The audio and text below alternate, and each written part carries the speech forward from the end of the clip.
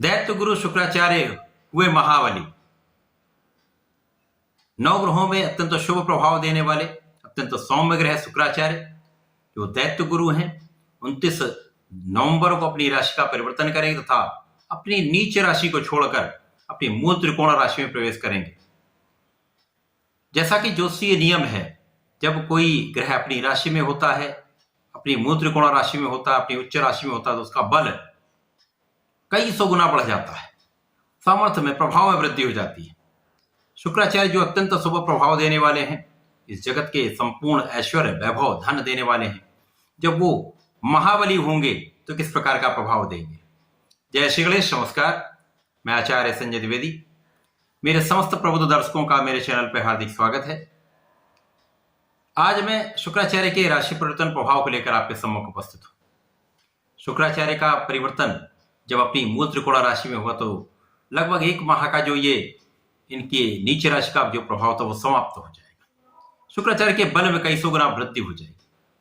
इस जगत के संपूर्ण ऐश्वर्य के कारक, धन संपदा देने वाले, भोग विलास के कारक शुक्राचार्य जो बड़े वाहन, बड़ी गाड़ी, बड़ा भवन, बड़े शोरूम, बड़ी इंडस्ट्री, बड़ा व्यापार, बड़ा कारोबार, बड़ा पद प्रतिष्ठा, कला जगत में बड़ा पद, संपूर्ण सुख संपदा देने वाले, सुखों का उपार्जन करने वाले शुक्राचार्य जब अति बलवान स्थिति में होंगे तो निश्चित रूप से समस्त राशियों पर विशिष्ट प्रभाव पड़ने वाला है।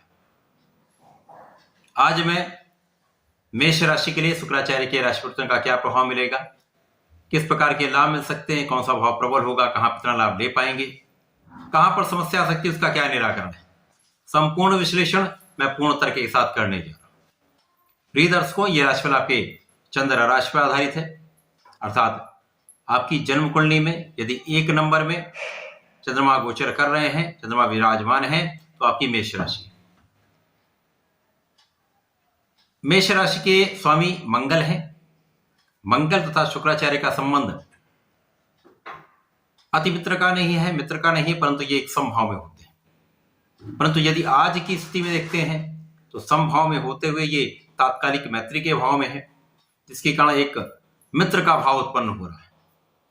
जब जिस ग्रह का परिवर्तन हो रहा है तथा जिस राशि के लिए उस राशि के स्वामी उसके साथ मित्रवत संबंध बन जाता है तो निश्चित रूप से ये जो गोचर काल होता है विशिष्ट लाभ देने वाला हो जाता है। अब यदि स्थितियों का अवलोकन करें तो मंगल मेष राशि के स्वामी है। मेष राशि के लिए शुक्राचार्य धन भाव के स्वामी तथा सप्तम के स्वामी। धनेश सप्तमेश का गोचर सप्तम भाव में हो रहा है, जो कि केंद्र का भाव है। निश्चित रूप से अत्यंत प्रबल स्थिति, क्योंकि किसी भी ग्रह का प्रभाव इन केंद्र के भाव में सर्वश्रेष्ठ होता है। उसके पश्चात त्रिकोण का भाव, फिर एकादश तथा धन का भाव, ये अत्यंत शुभ प्रभाव, अत्यंत लाभान्वित करने वाला प्रभाव देता है। अब शुक्राचार्य धन तथा सप्तम के स्वामी होकर जब सप्तम भाव में होंगे, एक महाबलशाली स्थिति में होंगे, केंद्र के भाव में इनका बल अत्यंत प्रचंड हो जाता है। यहां पर जब ये होंगे तो विशेष रूप से लाभ देने वाले। यहां पर निश्चित रूप से आपका सप्तम भाव प्रबल होगा। अब सप्तम भाव आपके जीवन साथी का भाव है। जीवन साथी के भाव के साथ साथ ये साझेदारी का भाव है, कार्यक्षेत्र के निर्धारण का भाव है। इसी के साथ साथ ये धन भाव के भी स्वामी, तो निश्चित रूप से इस समय में आपका धन का भाव अत्यंत प्रबल हो जाएगा। धन की प्रबलता प्राप्त होगी, धन का विशेष आगमन होगा तथा जीवन साथी के साथ प्रेम में वृद्धि का योग, जीवन साथी के साथ सामंजस्य में वृद्धि, आपसी सहयोग बढ़ जाएगा।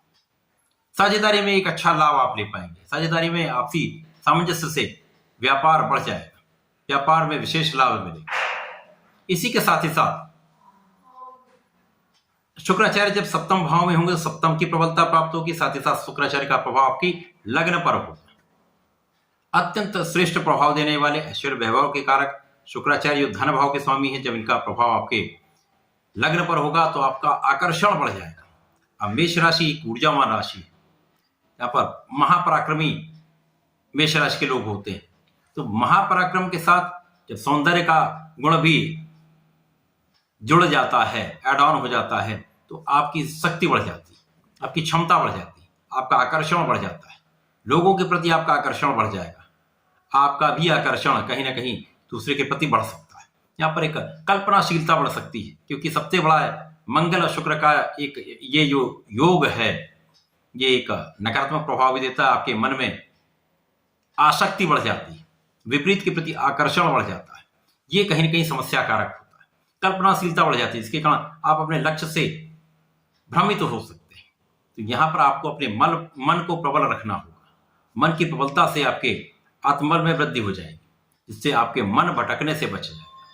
साथ ही साथ निश्चित रूप से यहाँ पर आपका सामर्थ्य बढ़िया है, यहाँ पर आपका धन का भाव अत्यंत प्रबल होगा, जिससे आप धन का लाभ विशेष रूप से लेने वाले हैं। आपकी क्षमताएं बढ़ेंगी, आपका कार्यक्षेत्र प्रबल होगा, आपका व्यापार प्रबल होगा, आप प्रोफेशन में अच्छा करेंगे।